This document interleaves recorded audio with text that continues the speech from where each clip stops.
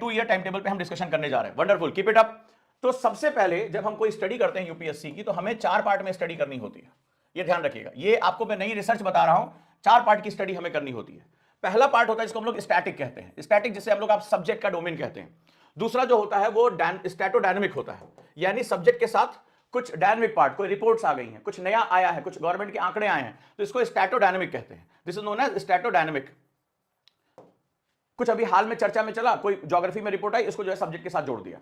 तीसरी चीज होती है डायनेमोस्टैटिक, डायनेमोस्टैटिक। और चौथी चीज होती है डायनामिक। ये 4 पार्ट में हमारी तैयारियां होती हैं, इस बात को आप समझिएगा। 4 पार्ट होते हैं हमारी तैयारी के। अब इन 4 पार्ट से हमें क्या आउटपुट मिलता है, जरा हम इसके बारे में थोड़ी जानकारी ले लेते हैं। स्टैटिक पार्ट को करने के लिए, यानी कि history, geography, polity, economic, science, इस पार्ट को करने के लिए सबसे इंपॉर्टेंट होता है, इसका जो पर्पस होता है, कॉन्सेप्ट बिल्डिंग। और कॉन्सेप्ट बिल्डिंग सबसे पहले होती है HWC से। कैसे होती है? Handle with care.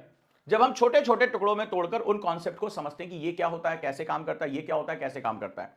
ठीक है। दूसरा होता है स्टैटोडायनेमिक, जहां पर हम क्या करते हैं, जहां पर हम लगातार इस तरह से अपना मूवमेंट करते हैं। स्टैटोडायनेमिक पे हम डिस्कशन करते हैं। तो यहां पर क्या होता है कि यहां पर स्टैटिक पोर्शन यानी कॉन्सेप्ट प्लस जो अभी रिपोर्ट्स आई हैं, जो अभी कुछ नया आया है, उसके बारे में डिस्कशन करते हैं।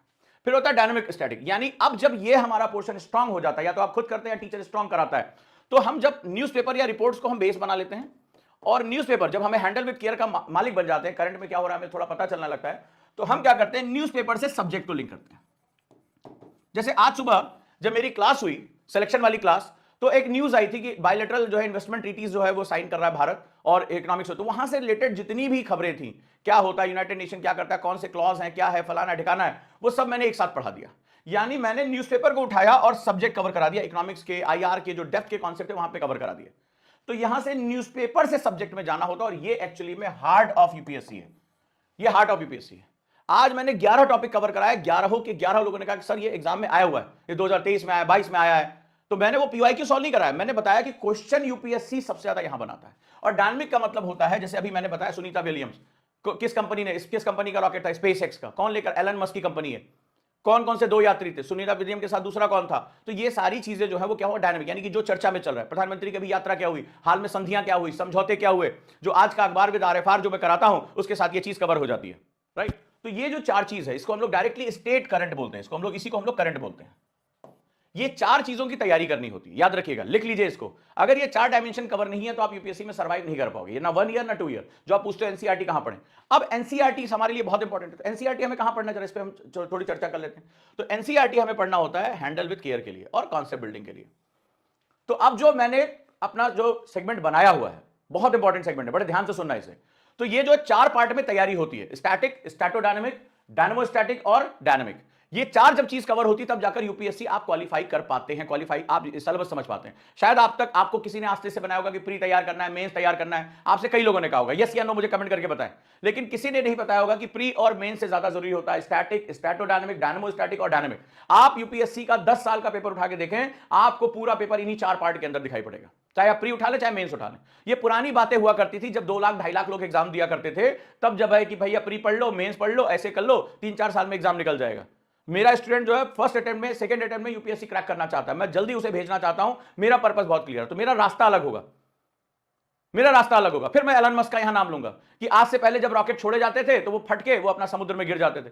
इस बंदे ने कहा यार इसमें तो बड़ा खर्चा आएगा, रॉकेट तो बर्बाद हो गया, तो एक काम करते हैं, दोबारा रॉकेट आ सकता है। लोगों ने मजाक उड़ाया, नासा ने कहा पॉसिबल नहीं है, रॉकेट आएगा दोबारा पृथ्वी की कक्षा में जल के खत्म हो जाएगा, बचेगा। बोला नहीं यार वो तो रॉकेट रीयूज कर सकते हैं। भाई साहब इतिहास लिख दिया 2024 में, रॉकेट आया और उसको हाथ में एक ऐसे रोबोटिक आर्म था, कैप्चर कर लिया, वो वापस लैंड कर गया, दोबारा यूज करो उसको। उसने पूरे स्पेस में क्रांति कर दी।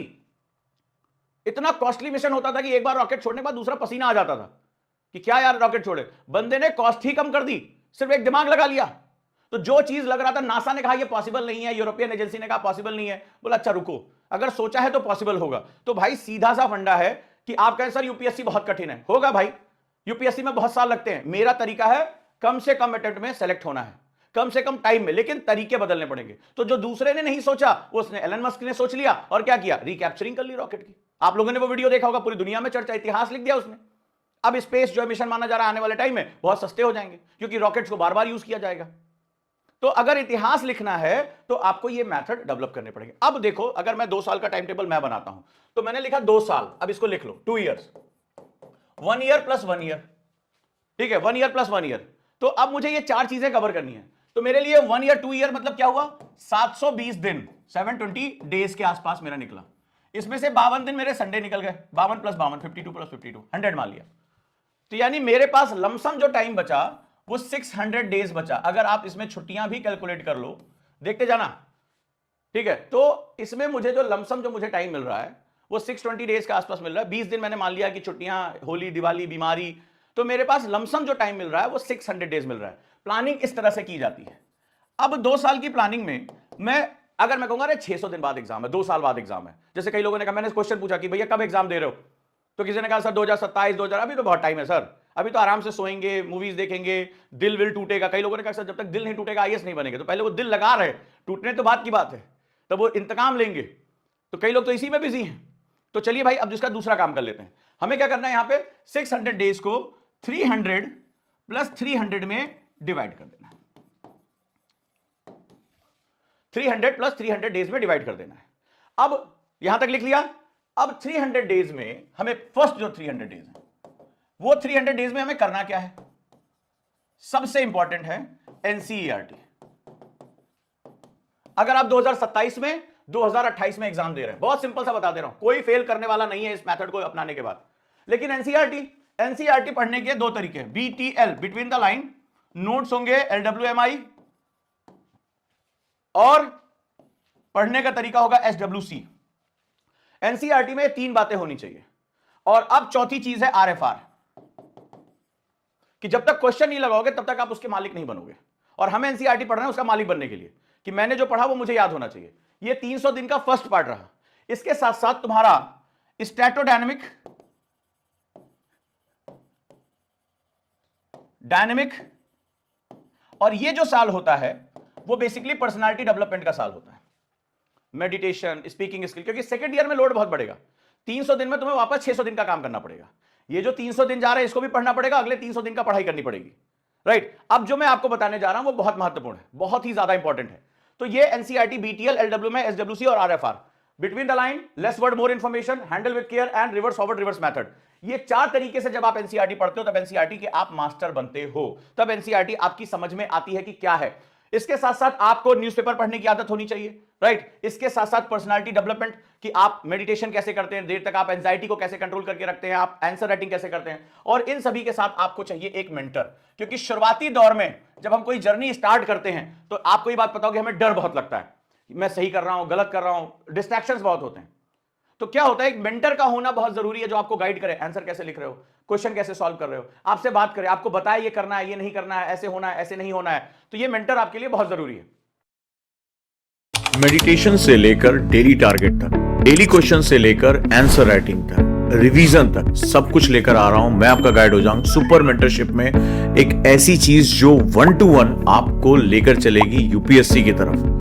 ये फर्स्ट ईयर का काम है। तो हमें क्या क्या काम करना है, एनसीईआरटी का मास्टर बनना है, स्टैटोडायनामिक वे में पढ़ाई करनी है, यानी कि जो एनसीईआरटी उसको करंट से जोड़ना है, करंट पढ़ने की आदत यानी न्यूज़पेपर पढ़ने की आदत होनी चाहिए। इसके साथ साथ अपनी पर्सनालिटी डेवलपमेंट पे, अपनी हेल्थ पे, अपनी मेंटल हेल्थ पे, अपना जो है मेडिटेशन पे, बोलने के तरीके पे, किस तरह से अपनी पर्सनालिटी को रिफाइन करते हैं, इस पर बहुत फोकस करने की जरूरत है। ये फर्स्ट ईयर का काम है। 300 दिन तुम्हें मिलेंगे इसके लिए। कितने दिन है, 300 डेज है। इसके साथ साथ इसी समय तुम्हें कुछ एक्स्ट्रा रीडिंग्स की आदत है, जैसे एस जयशंकर पढ़ लिया, जैसे अजीत डोवाल साहब के बारे में पढ़ लिया, भारत की कुछ पॉलिसीज के बारे में आपने इंटरेस्ट डेवलप करना शुरू कर दिया। ये फर्स्ट ईयर का हमारा काम रहा। अब आ जाते हैं सेकेंड ईयर। अब मान लीजिए आपको 2026 में एग्जाम देना है या 2027 में एग्जाम देना है और आप 26 में पहुंच चुके हैं। अब ये देखिए 2 ईयर का कॉन्सेप्ट कैसे होगा। अब यहां पर जो कॉन्सेप्ट होगा वो डायनेमोस्टैटिक, एक बहुत बड़ा पोर्शन है, डायनेमोस्टैटिक प्लस मेंस। अब यहां काम क्या क्या है, plus essay, plus optional, plus answer writing, plus language. 300 दिन का काम देख लीजिए। 300 दिन में तुम्हें ये सारे काम करने हैं।